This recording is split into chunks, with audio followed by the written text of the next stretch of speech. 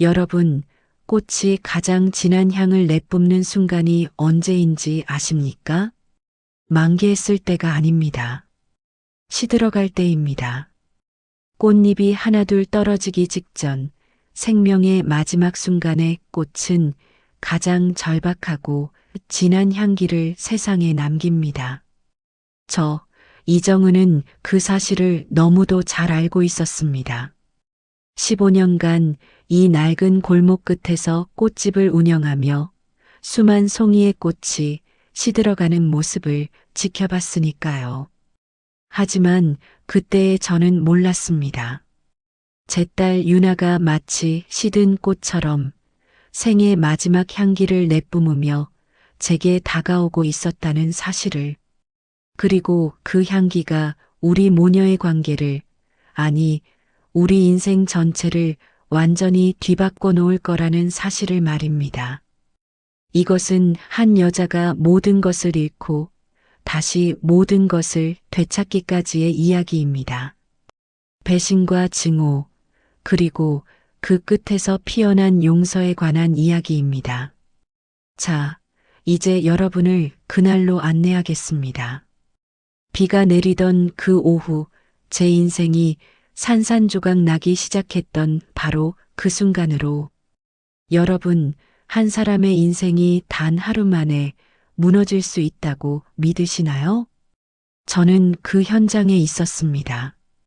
1998년 12월 23일 크리스마스를 이틀 앞둔 그날, 서울 강남의 50평 아파트에서 저는 남편 박준혁과 함께 살고 있었습니다. 당시 5살이던 딸 유나는 크리스마스 트리 아래에서 뛰어놀고 있었죠. 여보, 오늘 회사에서 좋은 소식 있어.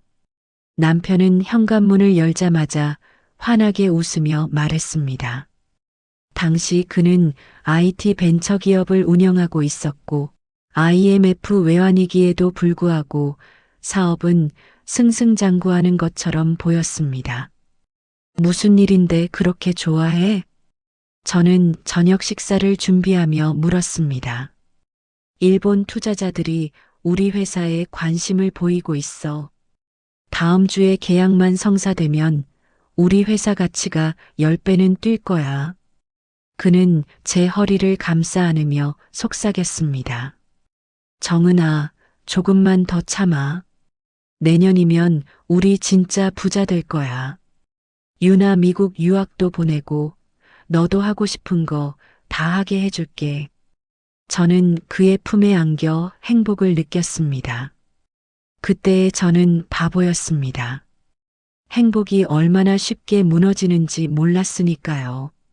그로부터 정확히 사흘 후 크리스마스 이브였습니다. 새벽 6시 현관문을 두드리는 소리에 잠에서 깼습니다. 아니, 두드린다기보다는 부수는 것에 가까웠습니다. 서울중앙지검입니다. 문 열어주십시오. 그 순간 제 심장이 멈추는 것 같았습니다. 남편은 이미 사라진 뒤였습니다. 침대는 비어 있었고 그의 휴대전화는 꺼져 있었습니다. 문을 열자 형사 4명이 영장을 들이밀었습니다. 박준혁 씨 계십니까? 사기 및 횡령 혐의로 체포영장이 발부되었습니다. 저는 그제야 알았습니다. 남편의 회사는 처음부터 거짓이었다는 것을. 투자자들의 돈을 빼돌려 주식 투기에 쏟아부었고 회사는 빈 껍데기에 불과했다는 것을 말입니다. 그리고 가장 충격적인 사실은 남편이 제 명의로 수억 원의 대출을 받았다는 것이었습니다. 제가 모르는 사이에 저는 빚더미에 앉아 있었던 겁니다.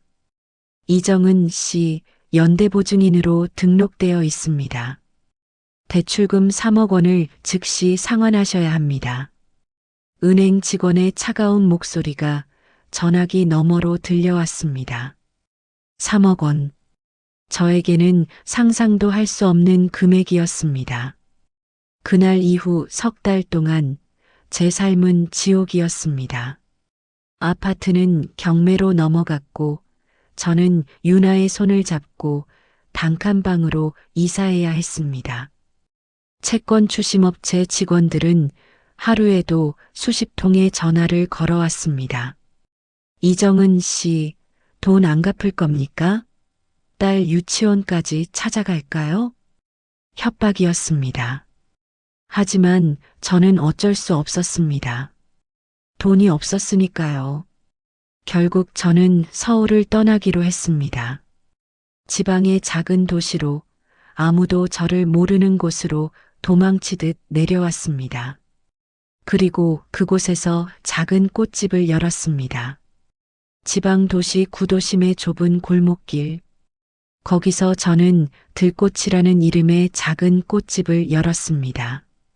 전세금으로 받은 얼마 안 되는 돈으로 시작한 가게였습니다. 꽃집을 선택한 이유요? 별다른 이유는 없었습니다. 그저 사람들과 최소한의 대화만으로도 장사가 가능한 일이 필요했을 뿐입니다.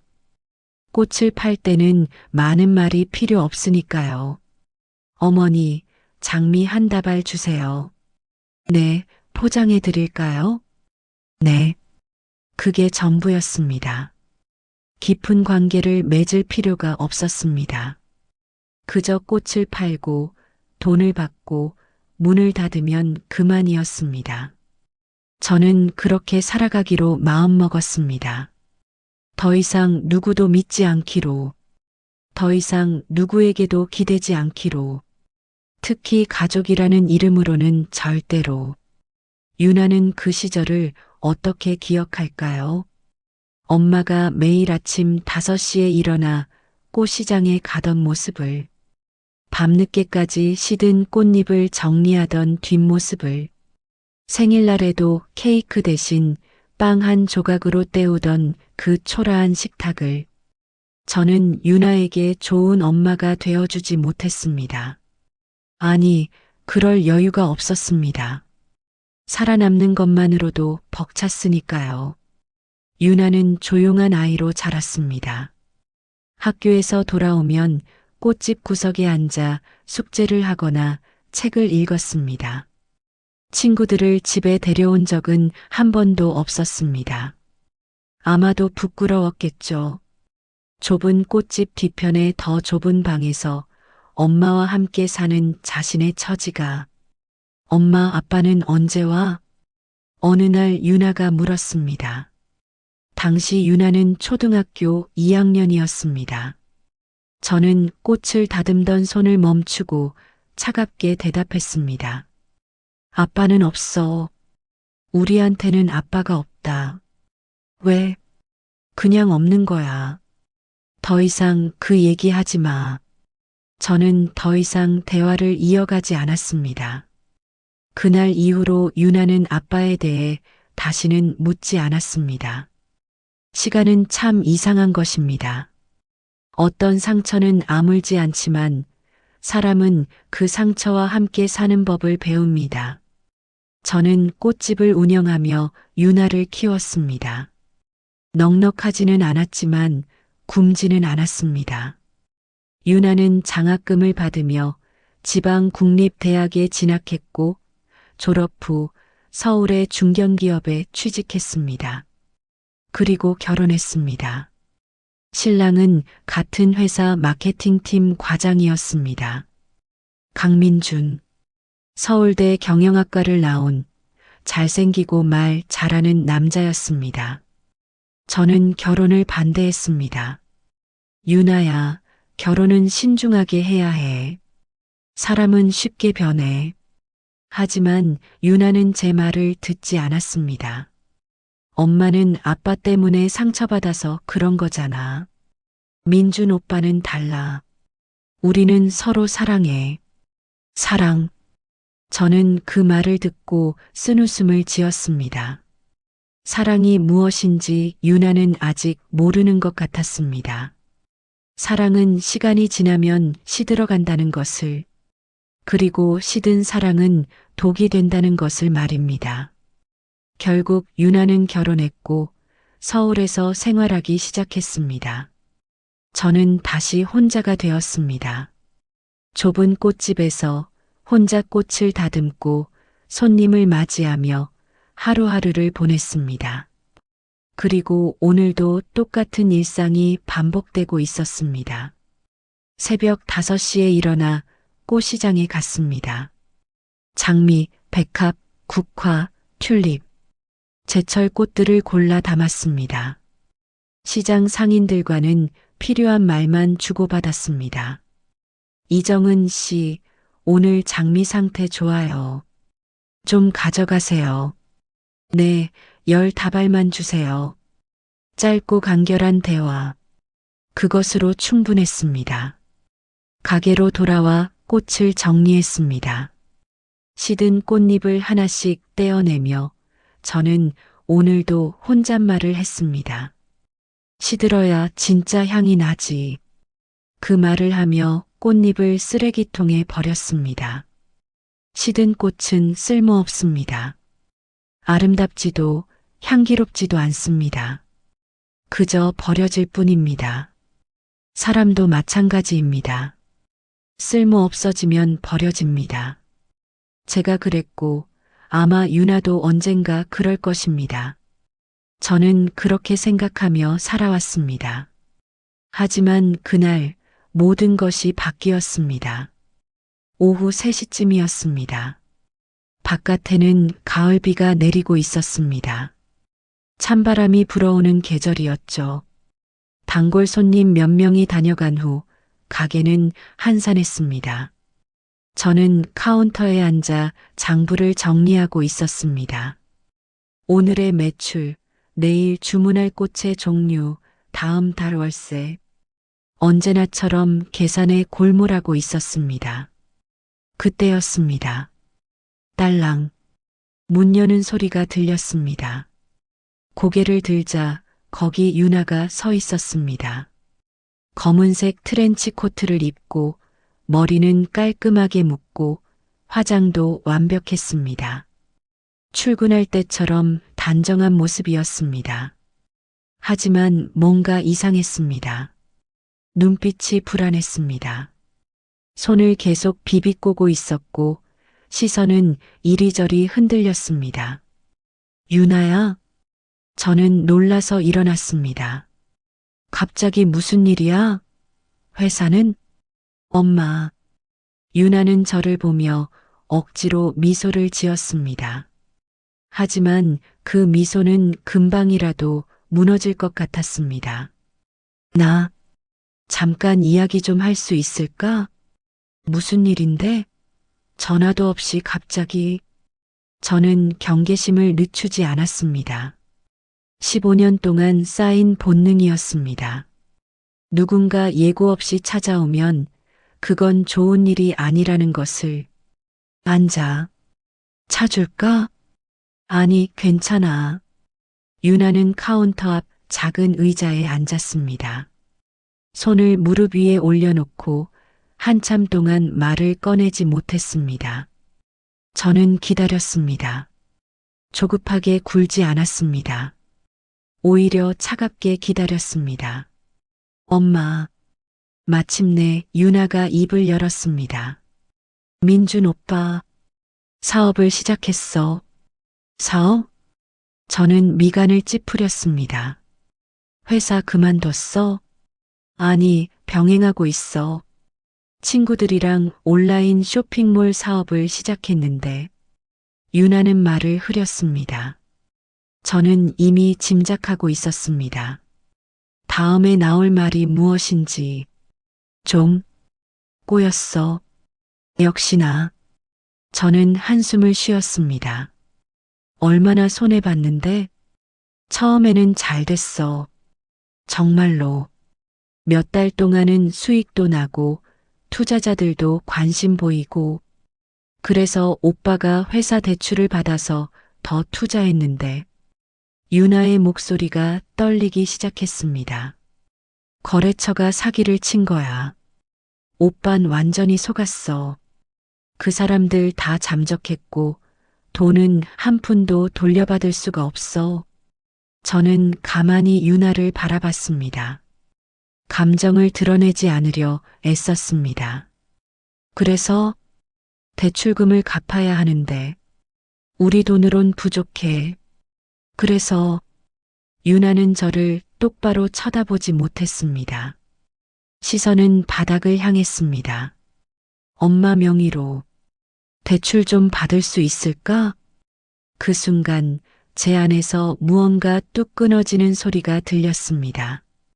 여러분, 그 순간 제가 무엇을 느꼈을지 상상이 되십니까? 15년 전 제 남편이 제 명의로 수억 원의 빚을 지고 도망갔던 그날의 기억이 마치 어제 일처럼 선명하게 떠올랐습니다. 똑같았습니다. 아니, 너무나 똑같았습니다. 믿었던 사람이 제 이름을 이용해 돈을 빌리겠다는 것. 그것도 사업 실패의 책임을 떠안으라는 것. 제 손이 떨리기 시작했습니다.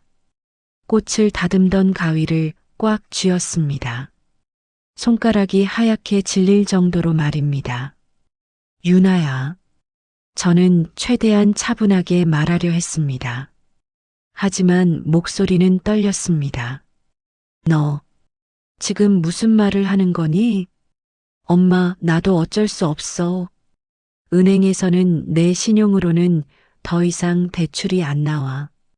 담보도 없고, 그래서 엄마 명의로 좀. 그만해. 저는 날카롭게 말을 잘랐습니다. 엄마, 제발 좀 들어봐. 이건 정말 그만하라고. 제 목소리가 커졌습니다. 손님이 없어서 다행이었습니다. 저는 천천히 숨을 고르며 유나를 똑바로 바라봤습니다. 유나야, 내 아버지가 뭐 했는지 기억하니? 내 아버지는 나 몰래 내 명의로 수억 원을 빌렸어. 그리고 그 돈 들고 도망갔지. 그 빚 때문에 우리가 어떻게 살았는지 너도 알잖아. 엄마, 민준 오빠는 아빠랑 달라. 유나가 울먹이며 말했습니다. 오빤 절대 그런 사람 아니야. 그냥 운이 나빴던 거야. 사기를 당한 거라고. 내 아빠도 처음엔 그랬어. 저는 차갑게 말했습니다. 사업이 잘 될 거라고, 조금만 참으면 부자가 될 거라고. 그렇게 말하면서 내 인생을 망쳐놨지. 엄마는 항상 그래. 유나의 목소리가 높아졌습니다. 나한테 단 한 번도 기회를 준 적이 없어.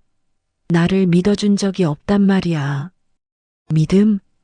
저는 쓴웃음을 지었습니다. 유나야, 믿음이란 건 배신당하기 위해 존재하는 거야. 난 그걸 너무 잘 알아. 그럼 나보고 어떻게 하라는 거야? 그냥 남편이 망하는 걸 보고만 있으라고? 그건 내가 선택한 남편이잖아. 내가 반대했을 때 내가 뭐라고 했어? 사랑한다고 했잖아. 그럼 끝까지 책임져. 엄마. 유나는 울음을 터뜨렸습니다. 나 정말 힘들어. 오빠는 매일 술만 마시고 회사에서도 잘릴 것 같고 나 혼자 어떻게 해야 할지 모르겠어. 하지만 저는 마음을 단단히 먹었습니다. 이미 결정한 사항이었습니다. 유나야, 내가 줄 수 있는 건 이름이 아니야. 돈도 아니고. 저는 지갑에서 현금 50만 원을 꺼냈습니다. 이게 내가 줄 수 있는 전부야. 이것도 이번 달 월세에서 빼는 거야. 엄마, 이런 거 말고. 이게 싫으면 가져가지 마. 저는 돈을 카운터에 놓았습니다. 유나는 그 돈을 바라보다가 결국 일어섰습니다. 엄마는 정말 냉정해. 유나는 눈물을 닦으며 말했습니다. 나는 엄마 딸이 아니야. 그냥 엄마한테 짐일 뿐이지. 유나야. 하지만 유나는 더 이상 듣지 않았습니다. 문을 열고 나가버렸습니다. 빗속으로 사라지는 딸의 뒷모습을 보며 저는 가슴 한켠이 무너지는 것을 느꼈습니다. 하지만 멈출 수 없었습니다. 이미 한 번 배신당했습니다. 두 번째는 없을 겁니다. 설령 그것이 제 딸이라 할지라도 말입니다. 그날 밤 저는 잠을 이룰 수 없었습니다. 좁은 방 안에서 천장을 바라보며 누워 있었지만 유나의 얼굴이 자꾸 떠올랐습니다. 울먹이던 목소리, 절망에 찬 눈빛, 떨리던 손. 내가 너무한 걸까? 하지만 곧 고개를 저었습니다. 아니야. 나는 옳은 일을 한 거야. 다시는 누구에게도 이용당하지 않을 거야. 며칠이 지났습니다. 유나에게서 연락이 없었습니다. 전화도 문자도 없었습니다. 저는 먼저 연락하지 않았습니다. 자존심이 허락하지 않았습니다. 일주일이 지나고 2주일이 지났습니다. 그리고 한 달이 지났을 때 저는 유나에게 전화를 걸어봤습니다. 뚜뚜뚜. 고객님이 전화를 받지 않습니다. 통화 연결음이 울리다가 자동응답으로 넘어갔습니다. 이상했습니다. 유나는 항상 전화를 받는 아이였습니다. 문자를 보냈습니다. 유나야, 엄마야. 잘 지내니? 답장이 없었습니다. 다음 날에도 그 다음 날에도 답장은 오지 않았습니다. 불안감이 엄습했습니다. 설마 무슨 일이라도 생긴 건 아니겠지? 하지만 저는 그 불안을 애써 무시했습니다. 괜찮아. 그냥 화가 나서 연락 안 하는 거야.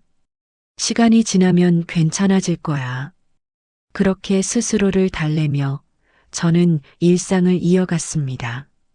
새벽에 일어나 꽃시장에 갔고 꽃을 정리했고 손님을 맞았고 문을 닫았습니다. 하지만 마음 한구석은 계속 무거웠습니다.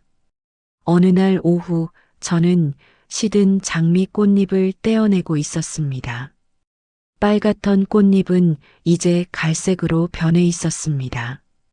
조금만 만져도 바스러질 것처럼 약해 보였습니다. 시들어야 진짜 향이 나지. 저는 습관적으로 중얼거렸습니다. 하지만 그날따라 그 말이 공허하게 느껴졌습니다. 시든 꽃에서 무슨 향이 난다는 걸까요? 그건 그냥 죽어가는 냄새일 뿐인데, 썩어가는 냄새일 뿐인데 말입니다. 꽃잎을 하나씩 떼어내며 저는 문득 깨달았습니다.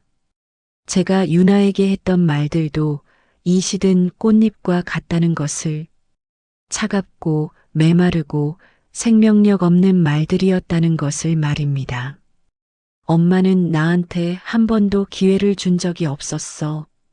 유나가 마지막으로 남긴 그 말이 귓가에 맴돌았습니다. 정말 그랬을까요? 저는 정말 유나에게 단 한 번도 기회를 주지 않았을까요? 손이 떨렸습니다. 가위를 놓았습니다. 어릴 때는 내가 없는 돈으로 내 도시락 싸줬는데 저는 허공에 대고 중얼거렸습니다. 추운 겨울에도 새벽마다 꽃시장 갔어. 너 학교 보내려고. 너 밥 먹이려고. 목소리가 떨렸습니다. 그런데 지금은 내 이름까지 달라 하네. 눈물이 날 것 같았습니다. 하지만 참았습니다. 울면 안 됩니다. 울면 무너집니다. 무너지면 다시 일어설 수 없습니다. 그때였습니다. 바닥에 떨어진 꽃잎이 눈에 들어왔습니다. 빨간 장미 꽃잎이었습니다. 시들어서 갈색이 된 하지만 여전히 아름다운 형태를 유지하고 있는 꽃잎.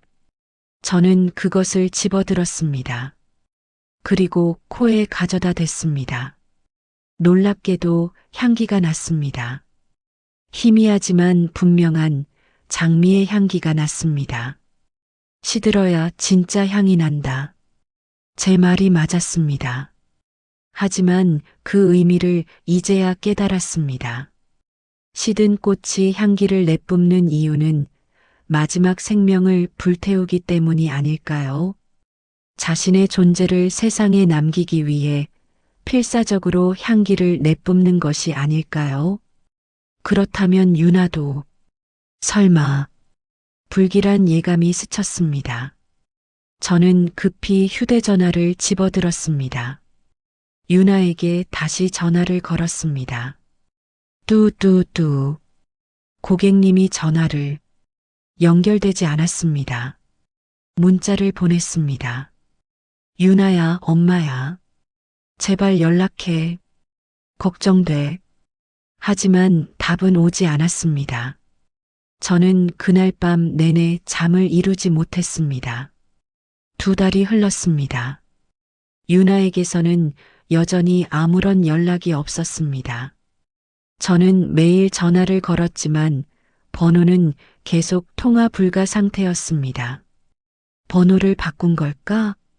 아니면 정말 무슨 일이 생긴 걸까요? 불안은 점점 커져갔습니다. 하지만 저는 어떻게 해야 할지 몰랐습니다. 서울로 올라가야 할까요? 유나의 집을 찾아가야 할까요? 하지만 자존심이 허락하지 않았습니다. 내가 먼저 찾아가? 그럼 또 이용당할 거야. 그렇게 스스로를 설득하며 저는 꽃집 일에 몰두했습니다. 하지만 집중이 되지 않았습니다. 손님이 주문한 꽃다발을 잘못 만들기도 했고 거스름돈을 잘못 주기도 했습니다. 어느 날은 꽃을 다듬다가 손을 베었습니다. 장미가시에 찔린 것입니다. 피가 났습니다. 빨간 피가 손가락 끝에서 흘러내렸습니다. 저는 그 피를 보며 멍하니 생각했습니다. 피는 빨갛네. 장미처럼. 그리고 문득 유나가 어렸을 때가 떠올랐습니다. 유나도 한번 장미가시에 찔린 적이 있었습니다. 초등학교 3학년 때였던 것 같습니다. 꽃집에서 놀다가 장미를 만지다가 손가락을 찔렀었죠. 엄마, 아파. 유나가 울며 저에게 달려왔습니다. 저는 유나의 손가락을 잡고 상처를 확인했습니다. 작은 가시 하나가 박혀 있었습니다. 가만히 있어. 엄마가 빼줄게. 저는 조심스럽게 가시를 뽑아냈습니다. 그리고 소독약을 발라주고 반창고를 붙여줬습니다. 다 나았어. 이제 안 아파. 정말? 응. 엄마가 마법 걸었거든. 유나는 웃으며 고개를 끄덕였습니다. 엄마 마법은 최고야. 그때의 유나는 얼마나 순수했을까요? 그리고 저는 얼마나 따뜻한 엄마였을까요? 그 기억이 너무도 선명해서 저는 눈물이 날 뻔했습니다. 언제부터였을까? 내가 이렇게 차가워진 게, 아니, 알고 있었습니다. 남편이 떠난 그날부터였습니다. 저는 살아남기 위해 차가워져야 했습니다. 더 이상 배신당하지 않기 위해, 더 이상 상처받지 않기 위해 말입니다. 하지만 그 과정에서 유나까지 밀어낸 것은 아닐까요? 날씨가 추워지기 시작했습니다. 가을이 깊어지고 있었습니다. 꽃집 앞 은행나무 잎이 노랗게 물들어 하나둘 떨어지고 있었습니다. 그날도 평범한 오후였습니다. 손님 몇 명이 다녀가고 오후 4시쯤 되자 가게는 한산해졌습니다. 저는 꽃을 정리하며 라디오를 듣고 있었습니다. 요즘 경기가 좋지 않습니다. 중소기업 폐업률이 역대 최고치를 기록했고 라디오에서 경제 뉴스가 흘러나왔습니다. 저는 한숨을 쉬며 생각했습니다. 유난해도 힘들겠구나. 남편 회사도, 사업도. 그때였습니다. 휴대전화가 울렸습니다. 모르는 번호였습니다. 저는 잠시 망설이다가 전화를 받았습니다. 여보세요? 이정은 씨 되십니까? 젊은 여자의 목소리였습니다. 네, 그런데 누구시죠? 저는 유나 언니 친구 박소희라고 합니다. 언니한테 전화번호 받았어요. 유나의 친구. 저는 긴장했습니다. 무슨 일이세요? 전화기 너머로 잠시 침묵이 흘렀습니다. 그리고 박소희라는 여자가 조심스럽게 말했습니다. 이모, 유나 언니 못 보셨어요? 못 봤는데요. 2달째 연락이 안 돼요. 왜요? 무슨 일 있어요? 그게 박소희의 목소리가 떨렸습니다. 언니가 일주일 전부터 회사에도 안 나오고 전화도 안 받아요. 집에 찾아가 봤는데 문도 안 열고 제 심장이 쿵 내려앉는 것 같았습니다. 뭐라고요? 저희도 걱정돼서요. 혹시 이모님이 연락하셨나 해서 전화드렸어요. 지금 유나가 어디 있는지 아세요? 모르겠어요. 남편분도 연락이 안 된대요. 회사 동료들도 다들 걱정하고 있어요. 저는 전화기를 쥔 손이 떨리는 것을 느꼈습니다. 주소, 유나 집 주소 좀 알려주실 수 있어요? 네, 잠시만요. 박소희가 주소를 불러줬습니다. 저는 급히 메모했습니다. 전화를 끊자마자 저는 가게 문을 닫았습니다. 그리고 가방을 들고 밖으로 나갔습니다. 터미널로 향했습니다. 서울행 버스를 타야 했습니다. 유나야, 제발 무사해라. 버스 안에서 저는 계속 기도했습니다. 버스는 느리게 움직였습니다. 아니, 제 마음이 급해서 더 느리게 느껴졌는지도 모릅니다. 창밖으로 어두워지는 풍경이 스쳐 지나갔습니다. 저는 계속 휴대전화를 들여다봤습니다. 유나에게 수십 통의 전화를 걸었지만 여전히 연결되지 않았습니다. 제발, 괜찮아라. 2시간 반이 지나고 버스는 서울에 도착했습니다. 밤 8시였습니다. 저는 택시를 잡아 타고 박소희가 알려준 주소로 향했습니다. 유나가 사는 곳은 서울 외곽의 빌라였습니다. 생각보다 낡고 작은 건물이었습니다. 이런 곳에서 살고 있었구나. 저는 가슴이 아팠습니다. 유나는 서울에서 좋은 직장에 다니고 행복하게 살고 있을 거라 생각했는데 현실은 달랐습니다. 2층으로 올라가 유나의 집 앞에 섰습니다. 문은 굳게 닫혀 있었습니다. 유나야. 저는 문을 두드렸습니다. 유나야, 엄마야. 문 열어. 하지만 안에서는 아무 대답이 없었습니다. 유나야. 더 세게 두드렸습니다.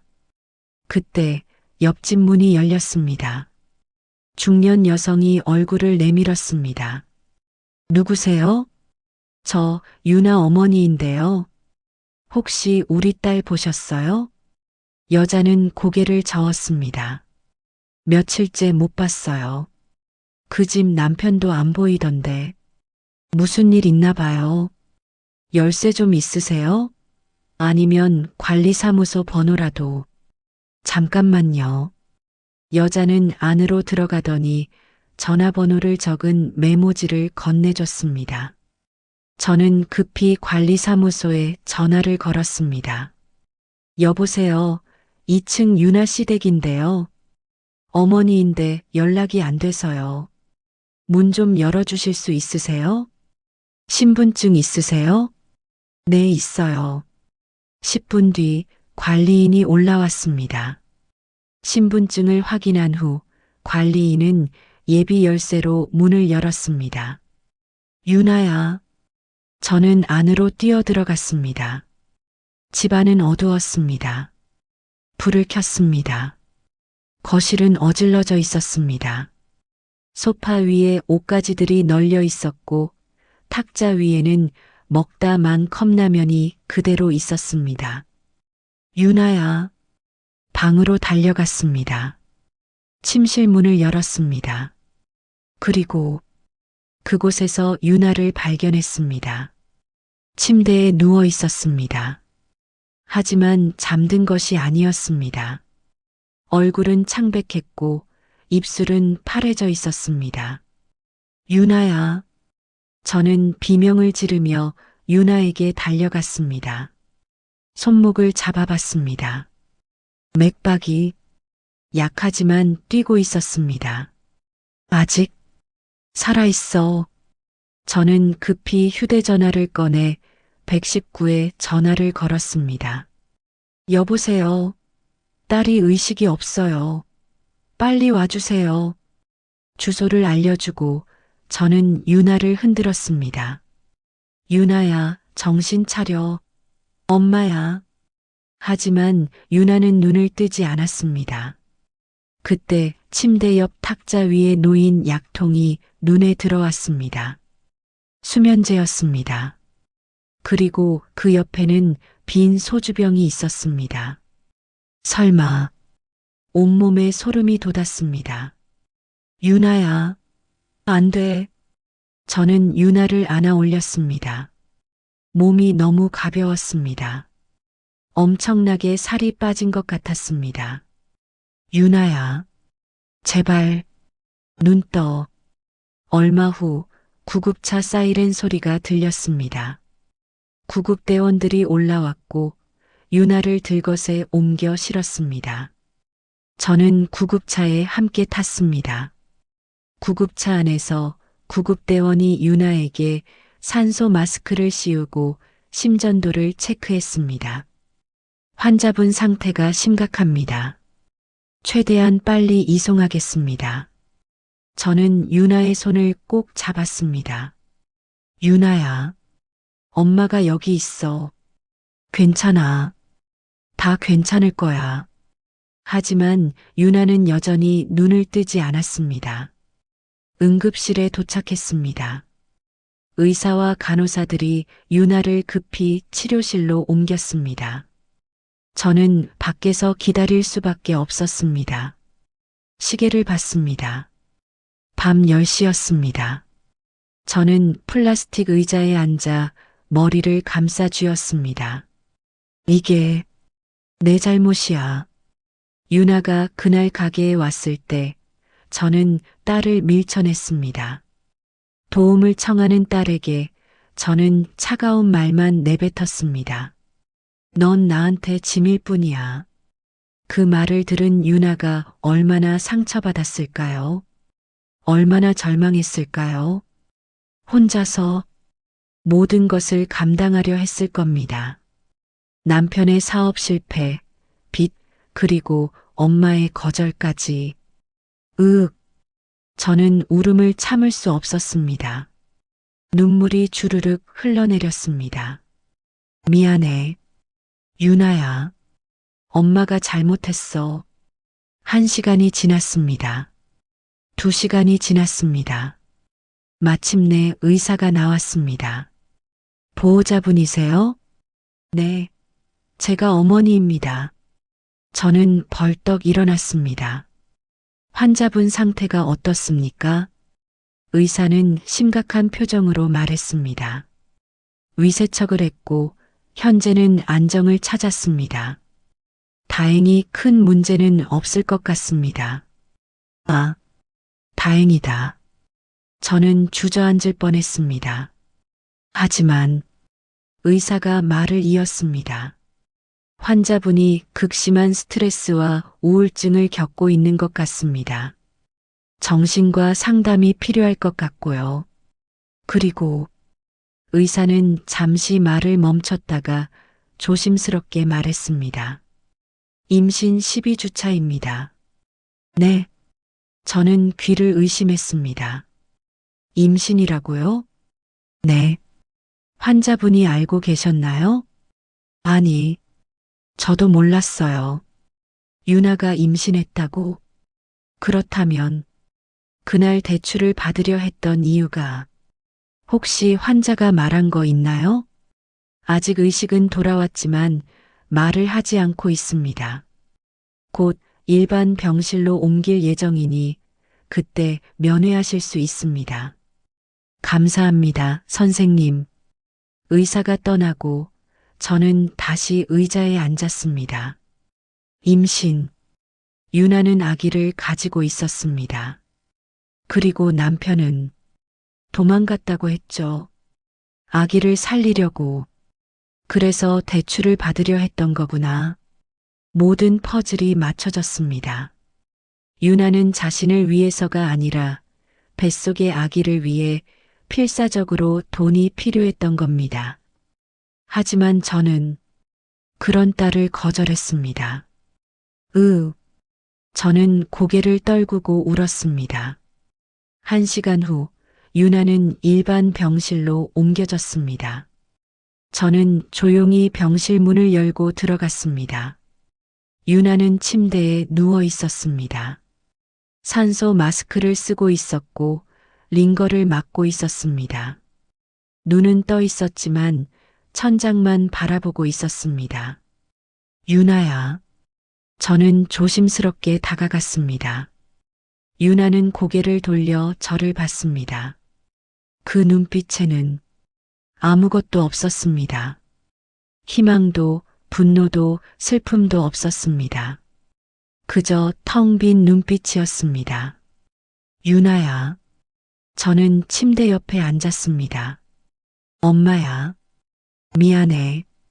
유나는 대답하지 않았습니다. 저는 유나의 손을 잡았습니다. 차가웠습니다. 얼음장처럼 차가운 손이었습니다. 유나야.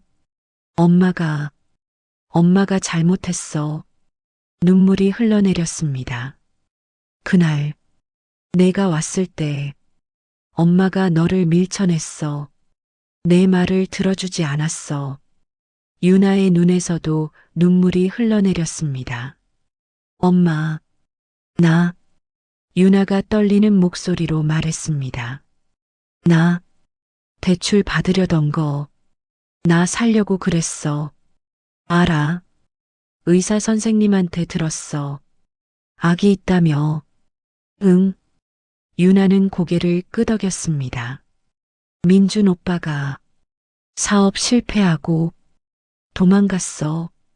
나 혼자 남겨두고. 그 나쁜 놈. 저는 이를 악물었습니다. 나 혼자 감당할 수가 없었어. 회사도 다녀야 하고 빚도 갚아야 하고 그런데 아기까지. 유나는 울음을 터뜨렸습니다. 엄마한테 가면 엄마가 도와줄 줄 알았어. 엄마니까 내 편이 되어줄 줄 알았어. 미안해. 유나야. 저는 유나를 꼭 안았습니다. 엄마가 너무 바보 같았어. 엄마 상처 때문에 너까지 상처 줬어. 엄마. 유나는 제 품에 안겨 울었습니다. 우리는 한참을 그렇게 안고 있었습니다. 15년 동안 쌓인 벽이 무너지는 순간이었습니다. 유나야. 저는 유나의 얼굴을 마주보며 말했습니다. 꽃도 시들면 다시 피어나는 거야. 너도 그래. 우리 다시 시작하자. 엄마. 이번엔 엄마가 옆에 있을게. 절대 혼자 두지 않을게. 유나는 고개를 끄덕이며 울었습니다. 그날 밤 저는 유나의 침대 옆에서 밤을 지새웠습니다. 유나의 손을 꼭 잡고 잠든 딸의 얼굴을 바라봤습니다. 창백했던 얼굴에 조금씩 혈색이 돌아오고 있었습니다. 그리고 저는 결심했습니다. 이제부터는 달라질 거라고. 이제부터는 진짜 엄마가 되어주겠다고 말입니다. 유나는 일주일 동안 입원했습니다. 그 일주일 동안 저는 매일 병원에 있었습니다. 꽃집은 임시 휴업을 했습니다. 지금은 그것보다 유나가 더 중요했으니까요. 저는 유나에게 죽을 끓여주고 과일을 깎아주고 이야기를 들어줬습니다. 유나는 조금씩 마음을 열기 시작했습니다. 엄마 있잖아. 어느 날 오후 유나가 조심스럽게 말했습니다. 민준 오빠가 처음부터 나쁜 사람은 아니었어. 저는 손을 멈추고 유나를 바라봤습니다. 처음에는 정말 좋은 사람이었어. 나한테 잘해줬고 꿈도 있었고 그런데 사업을 시작하면서 변했어. 어떻게? 욕심이 생긴 거야. 빨리 성공하고 싶어 했어. 그래서 무리하게 투자하고 대출받고 결국 다 잃었지. 유나는 쓸쓸하게 웃었습니다. 그리고 도망갔어.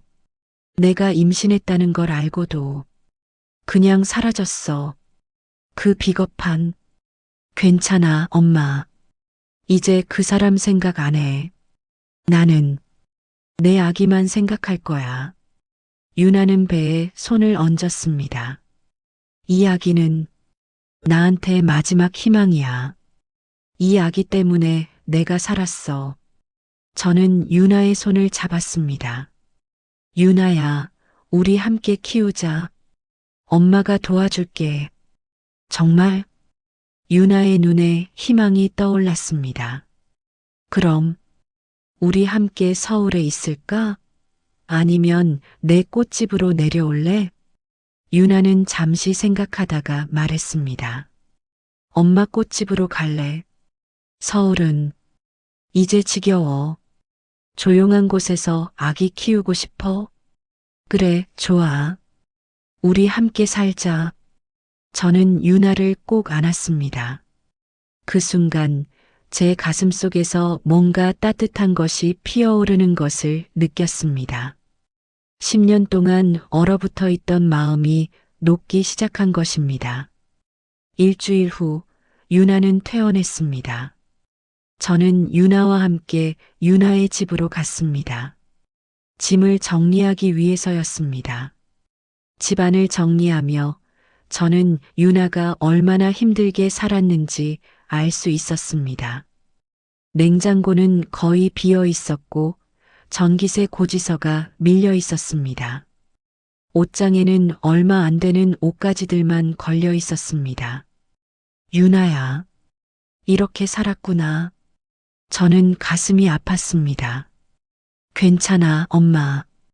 이제 다 지나간 일이야. 유나는 담담하게 말했습니다. 짐을 정리하는 동안 문득 유나가 물었습니다. 엄마, 아빠는 지금 어디 있어? 저는 손을 멈췄습니다. 모르겠다. 연락 끊은 지 15년 됐어. 찾아볼 생각은 없어? 없어. 그 사람은 이미 내 인생에서 지워졌어. 그래도 내 아빠잖아. 유나의 목소리에 아쉬움이 묻어났습니다. 저는 한숨을 쉬며 말했습니다. 유나야, 어떤 사람들은 있는 게 없는 것보다 못할 때가 있어. 내 아빠가 그래. 알아. 근데 궁금하긴 해. 지금 뭐하고 사나? 글쎄, 아마 잘 살고 있겠지. 그 사람은 원래 자기만 아는 사람이니까. 저는 쓴웃음을 지었습니다. 하지만 마음 한편으로는 생각했습니다. 나도 그 사람처럼 되려고 했던 건 아닐. 자기만 생각하고 다른 사람은 믿지 않고 혼자 살아남으려고만 했던 것 말입니다. 그리고 그 과정에서 유나를 상처 입혔습니다. 이제는 달라져야 해. 짐을 다 싸고 저희는 버스를 타고 제가 사는 지방 도시로 향했습니다. 버스 안에서 유나는 창밖을 바라보며 말했습니다. 엄마, 꽃집 이름이 뭐였지? 들꽃, 들꽃. 좋은 이름이네. 너 태어났을 때 지은 이름이야. 들판에 핀 꽃처럼 강하게 자라라고. 그랬구나. 유나는 미소 지었습니다. 엄마, 나도 꽃집 일 배울래. 엄마 옆에서 일하고 싶어. 정말? 응, 나도. 새로운 시작이 필요해. 저는 유나의 손을 잡았습니다. 좋아. 우리 함께 일하자. 집에 도착한 것은 저녁 7시였습니다. 좁은 꽃집 뒤편의 방. 유나가 어릴 때 살았던 바로 그곳이었습니다. 와, 하나도 안 바뀌었네. 유나는 방을 둘러보며 말했습니다. 엄마, 내 책상 그대로 있네. 그래. 내가 쓰던 거 버릴 수가 없더라. 저는 쑥스럽게 웃었습니다. 사실 저는 유나가 떠난 후에도 방을 그대로 두었습니다. 언젠가 돌아올 거라는 희망을 버리지 못했던 겁니다. 엄마, 고마워. 유나는 저를 꼭 안았습니다. 그날 밤 저희는 함께 저녁을 먹었습니다. 간단한 된장찌개와 밥이었지만 오랜만에 함께하는 식사였습니다. 엄마, 맛있어. 그래. 예전에는 맛없다고 투덜댔는데 그땐 내가 어렸으니까. 지금은 엄마가 해준 밥이 제일 맛있어. 우리는 웃으며 밥을 먹었습니다. 식사 후 유나는 꽃집을 둘러봤습니다. 엄마, 장미가 시들었네. 응. 오늘 정리하려고 했는데 병원 가느라 못했어. 내가 할게. 유나는 시든 장미 꽃잎을 조심스럽게 떼어냈습니다. 엄마가 예전에 했던 말 기억나? 시들어야 향이 난다고. 기억해. 그 말 무슨 뜻이야? 저는 잠시 생각했습니다. 사람도 그래. 힘든 시간을 겪어야 진짜 자기 자신을 알게 되는 것 같아. 시련이 우리를 더 강하게 만들어. 그럼 나도 더 강해진 거네? 그럼 넌 이미 충분히 강해. 저는 유나의 어깨를 토닥였습니다. 그리고 이제는 엄마가 옆에 있잖아. 혼자가 아니야. 응. 유나는 눈물을 글썽이며 웃었습니다. 그날 밤 저희는 좁은 방에서 함께 잤습니다. 유나가 어릴 때처럼 나란히 누워서 말입니다. 엄마, 잘 자. 응, 유나야. 잘 자. 불을 끄자 어둠이 내렸습니다. 하지만 제 마음속은 밝았습니다. 오랜만에 느끼는 평화였습니다. 다음 날부터 유나는 저와 함께 꽃집 일을 시작했습니다. 처음에는 서툴렀지만 금방 익숙해졌습니다. 엄마, 장미가시 조심해야 돼? 응. 장갑 끼고 해. 알았어.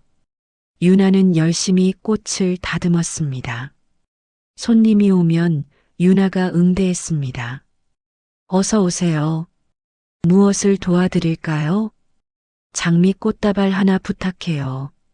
네, 빨간 장미로 드릴까요? 분홍 장미로 드릴까요? 빨간 걸로 주세요. 알겠습니다. 유나는 능숙하게 장미를 골라 포장했습니다. 손님이 떠난 후 저는 유나를 칭찬했습니다. 잘하네. 금방 배웠어. 엄마가 잘 가르쳐줘서 나중에 내가 이 가게 물려받아야지. 진짜? 그럼. 엄마도 늙는데 누가 하겠어. 우리는 웃었습니다. 그렇게 하루하루가 지나갔습니다. 유나의 배는 조금씩 불러왔습니다. 병원에 정기검진을 받으러 갔습니다. 태아 건강 상태 양호합니다. 산모분도 잘 관리하고 계시네요. 의사의 말에 저희는 안도했습니다. 다행이다. 엄마 덕분이야. 유나는 제 손을 꼭 잡았습니다. 저는 유나에게 영양가 있는 음식을 해줬습니다. 미역국, 고등어 조림, 시금치 나물. 임산부에게 좋다는 음식들을 매일 해줬습니다. 엄마, 너무 많아. 내가 다 못 먹어. 다 먹어야 돼. 아기한테도 영양 가야지. 알았어. 유나는 웃으며 밥을 먹었습니다. 저는 그런 유나를 보며 행복을 느꼈습니다. 이게 바로 가족이구나. 15년 만에 제대로 느끼는 감정이었습니다. 어느 날 오후 꽃집에 낯선 남자가 찾아왔습니다. 30대 중반으로 보이는 깔끔한 정장 차림의 남자였습니다. 어서 오세요. 유나가 인사했습니다. 하지만 남자는 꽃을 보지 않고 유나를 똑바로 쳐다봤습니다. 유나야. 그 목소리에 유나의 얼굴이 굳었습니다. 민준 오빠? 강민준. 유나의 남편이었습니다. 저는 즉시 유나 앞으로 다가섰습니다. 당신 누구요? 장모님, 저 강민준입니다. 나가요. 당신 여기 올 자격 없어요. 저는 차갑게 말했습니다. 장모님, 제발 유나랑 얘기 좀 하게 해주세요. 안 돼요. 나가세요. 경찰 부를 거예요. 장모님, 강민주는 무릎을 꿇었습니다. 제발 저 한 번만 용서해 주세요. 제가 미쳤었어요. 당연히 미쳤죠. 임신한 아내 두고 도망치는 게 정상이에요? 제가 겁이 났어요. 빚도 많고 아기도 생기고 전 감당할 수 없었어요. 그래서 도망친 거예요? 비겁하게. 저는 분노로 떨었습니다. 유나는 아무 말 없이 강민준을 바라봤습니다. 유나야, 미안해. 강민준은 울먹였습니다. 나 정말 잘못했어. 빚은 다 정리했어. 부모님한테 빌려서 다 갚았어. 이제 우리 다시 시작할 수 있어. 다시 시작? 유나가 차갑게 웃었습니다. 오빤 나한테 그럴 자격 없어. 유나야, 나 혼자 얼마나 힘들었는지 알아? 죽고 싶을 만큼 힘들었어. 유나의 목소리가 떨렸습니다. 그때 오빠는 어디 있었어? 나 혼자 다 감당하라고 내버려두고 도망친 거잖아. 미안해. 정말 미안해. 미안하다고 다 되는 거 아니야. 유나는 눈물을 닦았습니다. 이제 나가줘. 다시는 나타나지 마. 유나야, 제발. 아기만이라도. 아기는 내가 키울 거야. 오빠 필요 없어. 유나야. 강민준은 유나에게 다가가려 했습니다. 하지만 저는 강민준을 막아섰습니다. 내 딸한테 손대지 마요. 지금 당장 나가지 않으면 경찰 부를 거예요. 강민준은 망설이다가 결국 일어섰습니다. 알겠습니다. 하지만 유나야, 나 포기 안 해. 꼭 다시 만날 거야. 강민준은 그렇게 말하고 가게를 나갔습니다. 문이 닫히자 유나는 주저앉으며 울기 시작했습니다. 엄마, 괜찮아. 다 지나갔어. 저는 유나를 안았습니다. 엄마가 지켜줄게. 아무도 너를 다치게 하지 못해. 고마워. 엄마. 유나는 제 품에 안겨 한참을 울었습니다. 저는 유나의 등을 토닥이며 생각했습니다. 강민준. 그 사람이 다시 나타날까? 불안했습니다. 하지만 두렵지는 않았습니다. 이제는 제가 유나를 지킬 수 있으니까요. 강민준의 방문 이후 며칠간 유나는 우울해했습니다. 말수가 줄었고 자주 멍하니 창밖을 바라봤습니다. 저는 유나가 걱정되었습니다. 유나야, 괜찮아? 응, 괜찮아. 하지만 괜찮아 보이지 않았습니다. 어느 날 저녁, 저는 유나와 함께 앉아 이야기를 나눴습니다. 유나야, 민준이 때문에 마음 아파? 조금. 유나는 솔직하게 대답했습니다. 그 사람도 나쁜 사람은 아니었어. 그냥 약했던 거야. 약한 게 죄가 될 수 있어. 알아. 근데 미운 마음만 있는 건 아니야. 복잡해. 저는 유나의 손을 잡았습니다. 유나야, 내가 어떤 선택을 하든 엄마는 내 편이야.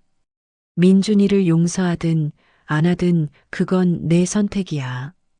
엄마는 어때? 아빠 용서했어? 저는 잠시 침묵했습니다. 아직도 모르겠어. 미운 마음이 더 큰 것 같아. 그럼 나도 그럴 수 있는 거지? 그럼. 충분히 그럴 수 있어. 우리는 한동안 아무 말 없이 앉아 있었습니다. 그리고 유나가 말했습니다. 엄마 있잖아. 나 이제 괜찮을 것 같아. 정말? 응. 민준 오빠를 보니까 확신이 들었어. 내가 혼자서도 충분히 잘 살 수 있다는 거. 그래, 맞아. 그리고 혼자가 아니잖아. 엄마도 있고, 곧 아기도 태어나고. 유나는 배를 쓰다듬었습니다. 나는 이 아기한테 좋은 엄마가 되고 싶어. 엄마처럼 강한 엄마가 되고 싶어. 넌 이미 충분히 강해. 저는 유나를 꼭 안았습니다. 그리고 엄마가 항상 옆에 있을 거야.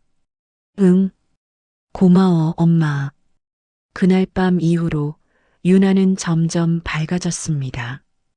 다시 웃기 시작했고 꽃집 일도 더 열심히 했습니다. 어느 날 유나가 제안했습니다. 엄마, 꽃집 간판 바꾸는 거 어때? 간판? 왜? 들꽃도 좋은데. 우리 둘이 함께 하는 거니까 새로운 이름이 있으면 좋을 것 같아서. 저는 잠시 생각했습니다. 그럼 뭐가 좋을까? 유나의 화원은 어때? 유나의 화원? 응, 내 이름을 넣고 싶어. 여기가 내 새 출발점이니까. 저는 미소 지었습니다. 좋아. 그렇게 하자. 일주일 후 새 간판이 걸렸습니다. 파란색 바탕에 흰 글씨로 유나의 화원이라고 적혀 있었습니다. 와, 예쁘다. 유나는 간판을 보며 감탄했습니다. 엄마 고마워. 천만에. 이제 내 가게야. 우리 가게지. 그래, 우리 가게. 우리는 웃으며 간판을 올려다 봤습니다. 그날 저녁 동네 분들이 축하하러 오셨습니다. 이정은 씨 간판 새로 달았네요? 네, 딸이 돌아와서요. 아이고, 딸이 돌아왔어요? 잘 됐네. 임신도 했어요. 곧 할머니 될 거예요. 어머, 축하해요. 이웃들은 진심으로 축하해 줬습니다. 그리고 꽃을 사가며 덕담을 남겼습니다. 아기 건강하게 태어나요. 행복하게 사세요. 그날 매출은 평소의 2배였습니다. 하지만 돈보다 중요한 것은 사람들의 따뜻한 마음이었습니다. 저는 그제야 깨달았습니다. 세상에는 나쁜 사람만 있는 게 아니라는 것을, 믿을 수 있는 사람도 있다는 것을 말입니다. 몇 달이 흘렀습니다. 계절은 겨울을 지나 봄으로 접어들고 있었습니다. 꽃집 앞 벚나무에 꽃망울이 맺히기 시작했습니다. 유나의 배는 많이 불러 있었습니다. 출산 예정일이 한 달 앞으로 다가왔습니다. 엄마, 아기가 막 차. 그래, 건강하게 자라고 있구나. 저는 유나의 배에 손을 얹었습니다. 정말로 태동이 느껴졌습니다. 신기하다. 생명이 자라고 있어. 응, 우리 아기. 유나는 행복한 미소를 지었습니다. 엄마, 이름 뭐로 지을까? 남자애야? 여자애야? 아직 몰라. 성별 안 물어봤어. 그럼 두 개 다 준비해야겠네. 응, 엄마가 지어줘. 내가, 응, 엄마가 유나라는 이름 지어줬잖아. 그 이름 마음에 들어. 저는 잠시 생각했습니다. 남자면 준서, 여자면 서윤은 어때? 준서, 서윤. 좋다. 그래, 다행이다. 엄마가 짓는 이름은 다 예뻐. 우리는 웃었습니다. 그날 오후 장미가 만개한 화분이 도착했습니다. 와, 예쁘다. 유나는 장미를 보며 감탄했습니다. 엄마, 이거 가게 앞에 놓자. 그래, 좋아. 우리는 함께 화분을 가게 앞에 놓았습니다. 빨간 장미가 햇살을 받아 반짝였습니다. 엄마, 그 말 기억나? 무슨 말? 시들어야 진짜 향이 난다던 말. 기억하지. 엄마, 그 말. 이제 의미가 달라진 것 같아. 어떻게? 유나는 장미를 쓰다듬으며 말했습니다. 시든 꽃도 다시 필 수 있다는 뜻 같아. 우리처럼. 저는 미소 지었습니다. 그래, 맞아. 우리 모녀가 그 증거지. 응. 우리는 나란히 서서 장미를 바라봤습니다. 꽃잎 사이로 봄바람이 불어왔습니다. 오래된 오해와 상처의 냄새는 이미 사라졌습니다. 이제 남은 건 희망의 향기뿐이었습니다. 드디어 그날이 왔습니다. 이른 아침 유나가 진통을 시작했습니다. 엄마, 아파. 괜찮아. 깊게 숨 쉬어. 저는 급히 병원에 연락했습니다. 구급차가 도착했고 유나를 병원으로 이송했습니다. 저는 유나의 손을 꼭 잡고 있었습니다. 유나야, 힘내. 조금만 참아. 응, 엄마. 병원에 도착했습니다. 의료진이 유나를 분만실로 옮겼습니다. 저는 밖에서 기다렸습니다. 시계를 봤습니다. 아침 8시였습니다. 시간이 흘렀습니다. 9시, 10시, 11시. 저는 초조하게 분만실 문만 바라봤습니다. 제발, 무사히. 정오가 지났습니다. 그리고 오후 1시쯤 드디어 아기 울음소리가 들렸습니다. 응애, 응애. 제 눈에서 눈물이 흘러내렸습니다. 잠시 후 간호사가 나왔습니다. 축하드립니다. 건강한 여자아기예요. 정말요? 유나는 괜찮아요? 네, 산모분도 건강하십니다. 아, 다행이다. 저는 주저앉을 뻔했습니다. 곧 유나가 회복실로 옮겨졌고 저는 유나를 만날 수 있었습니다. 유나는 지쳐 보였지만 얼굴에는 평화로운 미소가 번져 있었습니다. 그리고 유나의 품에는 작은 아기가 안겨 있었습니다. 엄마, 우리 아기야. 예쁘다. 저는 눈물을 닦으며 아기를 내려다봤습니다. 작고 연약한 생명. 하지만 힘차게 숨쉬고 있는 생명이었습니다. 이름, 서윤이라고 지을게. 서윤. 좋아. 저는 아기의 작은 손을 잡았습니다. 아기가 제 손가락을 꼭 쥐었습니다. 엄마, 고마워. 유나가 말했습니다. 엄마가 없었으면 나 여기까지 못 왔을 거야. 천만에. 우리 함께 여기까지 온 거지. 응. 유나는 눈물을 흘렸습니다. 하지만 그것은 슬픔의 눈물이 아니었습니다. 행복의 눈물이었습니다. 유나와 서윤이가 태어난 후 우리의 일상은 바빠졌습니다. 새벽마다 서윤이가 울었고 저희는 교대로 아기를 돌봤습니다.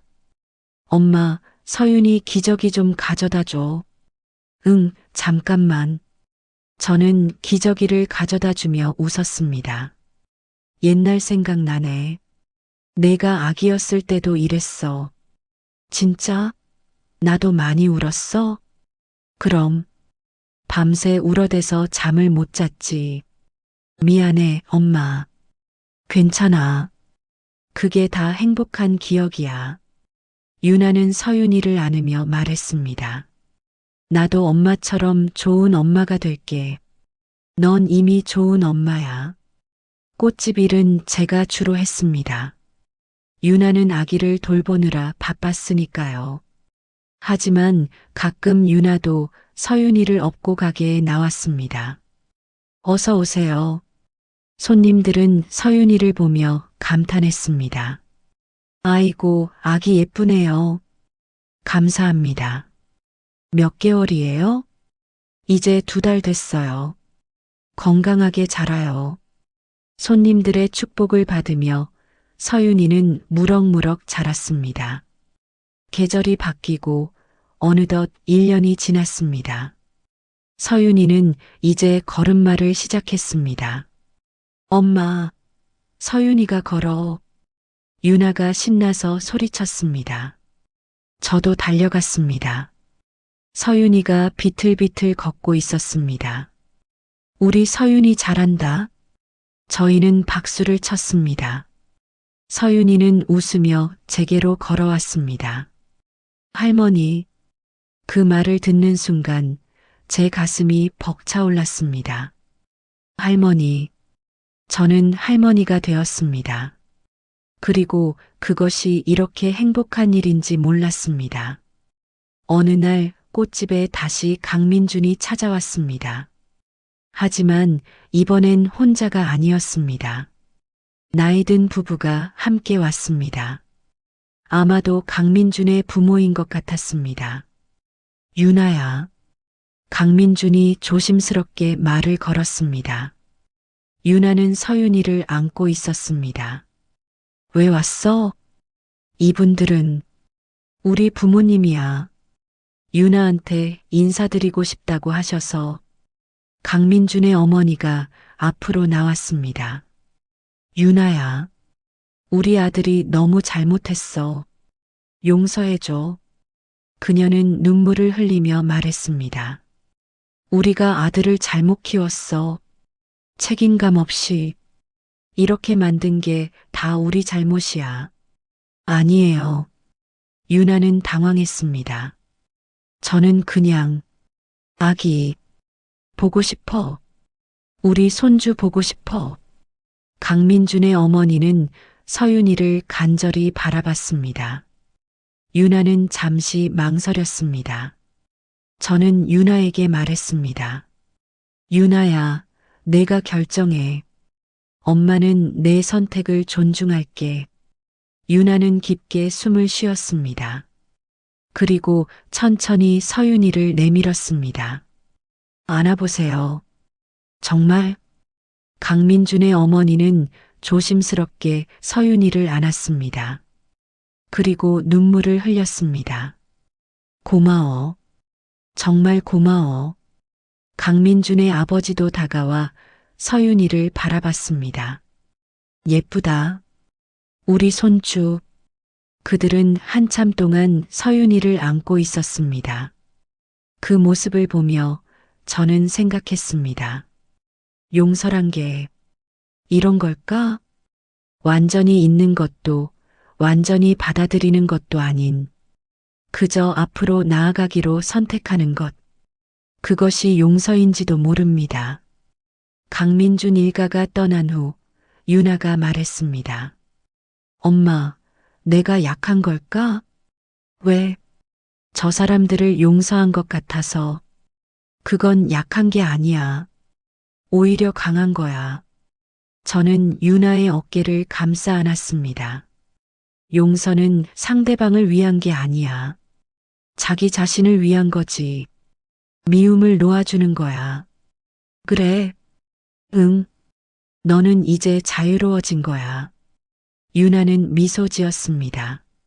엄마, 엄마도 아빠 용서할 수 있을까? 저는 잠시 침묵했습니다. 글쎄, 아직은 모르겠어. 근데 언젠가는 그럴 수 있을 것 같아. 그거면 됐어. 시간은 흘러 다시 봄이 왔습니다. 서윤이는 이제 두 돌이 되었습니다.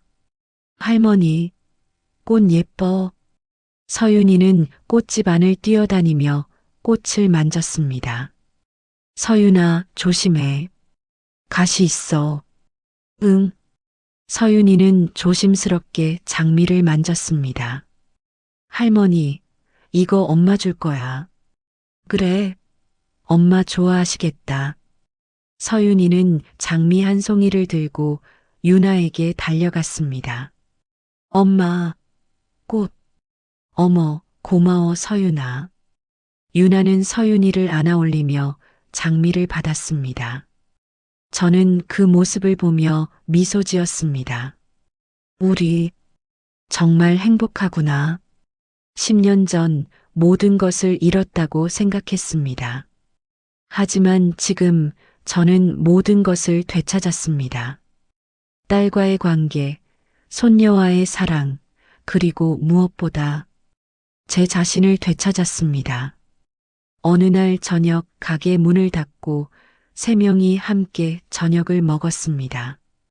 엄마, 오늘 뭐 해 먹을까? 된장찌개.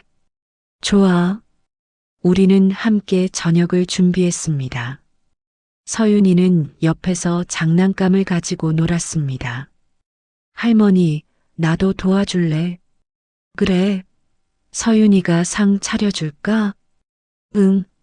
서윤이는 작은 손으로 숟가락과 젓가락을 날랐습니다. 식탁에 앉아 밥을 먹으며 저는 행복을 느꼈습니다. 이것이 바로 가족이구나. 함께 밥을 먹고 이야기를 나누고 웃고 이런 평범한 순간들이 얼마나 소중한지 이제야 알았습니다. 엄마, 아까 그거 알아? 유나가 말했습니다. 뭔데? 손님 한 분이 그러시더라. 우리 가게 꽃이 제일 오래 간대. 정말? 응. 다른 꽃집 꽃은 금방 시드는데 우리 가게 꽃은 일주일도 넘게 간대. 그건 우리가 사랑으로 키우니까 그런가 봐. 저는 웃으며 말했습니다. 사랑으로? 응. 꽃도 사람도 마찬가지야. 사랑을 받으면 더 오래, 더 아름답게 피어나. 엄마, 멋진 말이다. 그치? 우리는 웃었습니다. 그날 밤 서윤이를 재운 후 유나와 단둘이 이야기를 나눴습니다. 엄마 고마워. 왜? 나를 포기하지 않아줘서. 천만에. 엄마가 더 고마워. 다시 돌아와줘서. 엄마. 유나는 제 손을 잡았습니다. 우리 정말 행복하지? 그럼 우리 정말 행복해. 저는 유나를 꼭 안았습니다. 창밖으로 밤바람이 불어왔습니다. 꽃집 앞 벚나무 꽃잎이 바람에 날렸습니다. 하얀 꽃잎들이 달빛에 반짝이며 흩날렸습니다. 아름다웠습니다. 꽃은 결국 지지만 그 아름다움은 기억 속에 남습니다. 우리의 상처도 그랬습니다. 아프지만 그 아픔을 통해 우리는 더 강해집니다. 그리고 더 사랑할 수 있게 됩니다. 여러분, 저의 이야기가 여기서 끝납니다.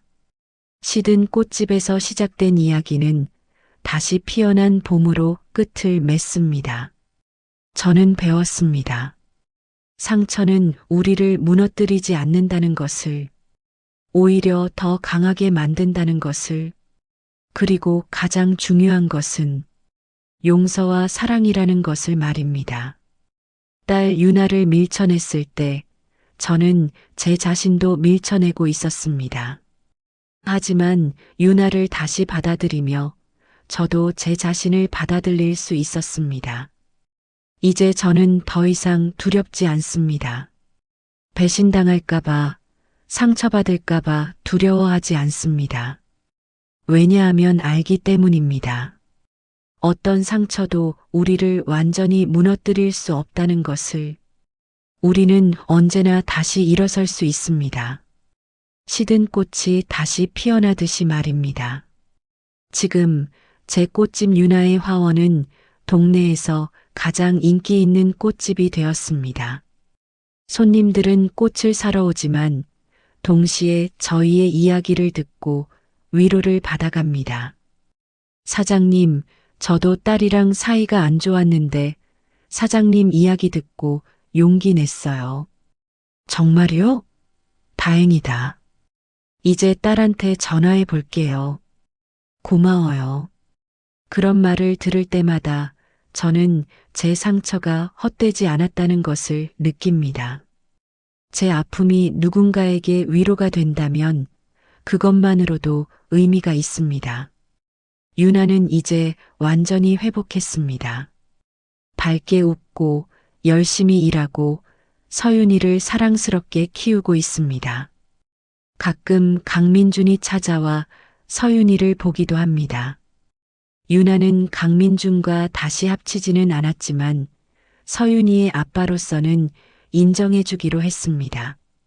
서윤이한테는 아빠가 필요하니까. 유나의 말에 저는 고개를 끄덕였습니다. 용서는 그렇게 천천히 조금씩 일어나는 것입니다.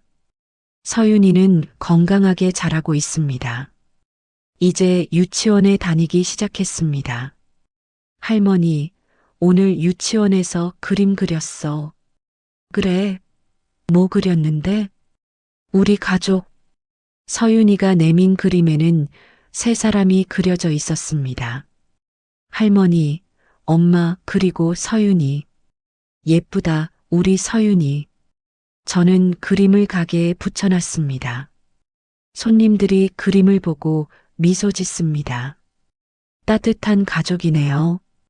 감사합니다. 네, 우리는 따뜻한 가족입니다. 완벽하지는 않지만 서로를 사랑하는 가족입니다. 그것이면 충분합니다. 오늘도 저는 꽃을 다듬습니다. 시든 꽃잎을 떼어내며 예전처럼 중얼거립니다. 시들어야 진짜 향이 나지. 하지만 이제 그 말의 의미가 달라졌습니다. 시든다는 것은 끝이 아닙니다. 새로운 시작입니다. 시든 꽃은 씨앗을 남기고 그 씨앗은 다시 꽃을 피웁니다. 우리의 상처도 그렇습니다. 상처는 우리를 더 깊이 있는 사람으로 만들어줍니다. 그리고 그 깊이에서 진짜 아름다움이 피어납니다. 가게 문을 닫고 저는 유나와 서윤이와 함께 저녁 산책을 나갑니다. 동네 한 바퀴를 돌며 우리는 이야기를 나눕니다. 할머니, 저기 꽃 예쁘다. 그래, 예쁘지? 나도 저런 꽃 키우고 싶어. 그래. 그럼 할머니가 가르쳐 줄게. 진짜? 응. 서윤이는 신나서 뛰어다닙니다. 유나는 제 팔을 끼고 걷습니다. 엄마, 행복해? 응. 너무 행복해. 너는? 나도. 우리는 미소 지으며 걷습니다. 저녁 노을이 아름답게 물들어 있습니다. 주황빛, 분홍빛, 보랏빛. 마치 꽃잎처럼 아름다운 색들입니다. 저는 생각합니다. 인생도 노을 같구나. 아침이 있고, 낮이 있고, 저녁이 있습니다. 저는 이제 인생의 저녁에 접어들고 있지만 그것이 슬프지 않습니다. 왜냐하면 제 곁에 사랑하는 사람들이 있기 때문입니다. 그리고 저는 알기 때문입니다. 모든 끝은 새로운 시작이라는 것을, 꽃이 지면 다시 피어나듯이 우리의 인생도 그렇습니다. 집으로 돌아와 우리는 함께 저녁을 먹습니다. 잘 먹겠습니다. 맛있게 먹어. 식탁 위에는 따뜻한 음식들이 놓여 있습니다. 그리고 그 중앙에는 빨간 장미 한 송이가 꽂혀 있습니다. 유나가 오늘 아침 꺾어온 장미입니다.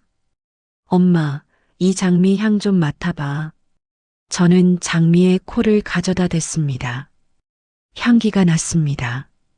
진하고 깊고 아름다운 향기가 났습니다. 좋다. 그치? 이 장미 특별해. 왜? 우리가 함께 키운 거니까. 저는 미소 지었습니다. 맞습니다.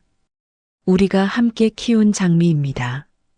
사랑으로 물을 주고 정성으로 돌본 장미입니다. 그래서 더 아름답고 더 향기로운 것입니다. 우리의 관계도 그렇습니다. 함께 아픔을 겪고 함께 극복하고 함께 성장했습니다. 그래서 더 단단하고 더 깊은 것입니다. 밤이 깊어갑니다. 서윤이를 재우고 유나도 자러 갔습니다. 저는 혼자 가게 앞에 앉아 있습니다. 달빛이 아름답게 비추고 있습니다. 꽃들이 달빛을 받아 은은하게 빛나고 있습니다. 저는 눈을 감고 깊게 숨을 쉽니다. 꽃향기가 코끝을 스칩니다. 그리고 저는 중얼거립니다. 시들어야 진짜 향이 나지. 하지만 이제 그 말 끝에 덧붙입니다. 그리고 다시 피어나. 네, 다시 피어납니다. 꽃도 사람도 사랑도 말입니다. 여러분, 당신도 지금 힘든 시간을 보내고 계신가요? 당신도 시들어가는 것 같나요? 괜찮습니다.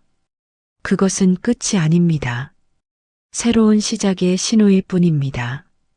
시든 꽃이 가장 진한 향을 내뿜듯이 당신의 아픔도 언젠가는 가장 아름다운 무언가로 피어날 것입니다. 그러니 포기하지 마세요. 조금만 더 견디세요. 봄은 반드시 옵니다. 아무리 추운 겨울도 영원하지 않습니다. 그리고 그 봄이 왔을 때 당신은 깨닫게 될 것입니다.